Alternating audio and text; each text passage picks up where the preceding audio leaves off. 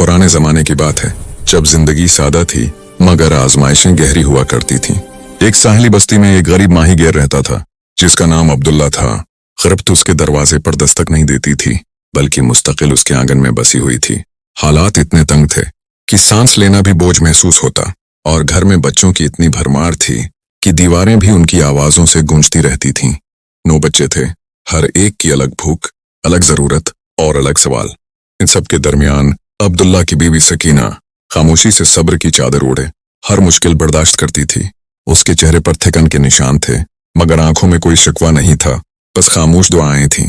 अब्दुल्ला के पास दुनिया का कोई सरमाया नहीं था सिवाय एक पुराने बुसैदा जाल के। वही जाल उसकी उम्मीद भी था और उसकी आजमाइश भी। हर सुबह फजर के वक्त वो जाल कुंधे पर रखता, ठंडी हुआ में सांस लेता और समंदर के किनारे जा खड़ा होता, निगाहें उफक पर जमाता और अल्लाह से अपने और अपने बच्चों की रोजी मांगता।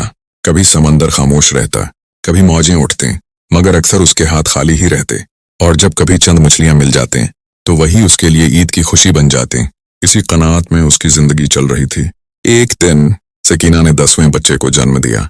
वो दिन अब्दुल्ला की जिंदगी का सबसे मुश्किल दिन था। घर में ना आटा था, न पैसा, और बच्चे भूख से बलक रहे थे।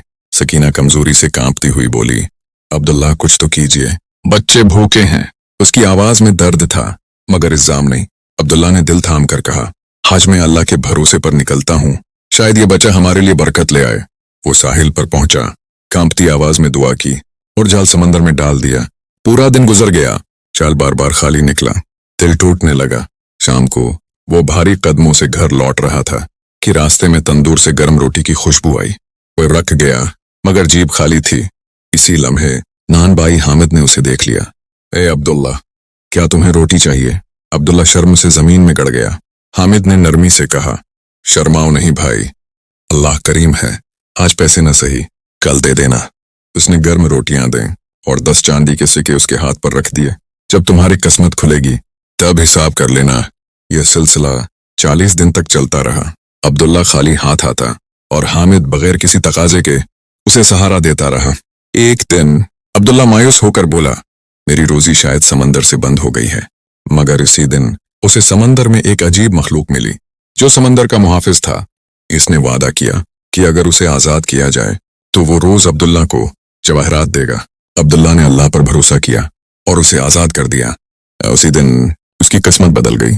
मोती, याकूत, हीरे इसके हाथों में थे और शक्र इसके दिल में।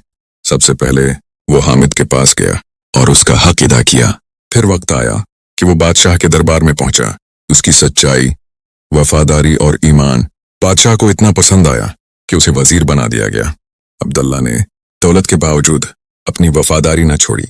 उसने हामिद को भी अपने साथ उठाया और बादशाह ने इसे भी वजीर मुकर्रर कर दिया।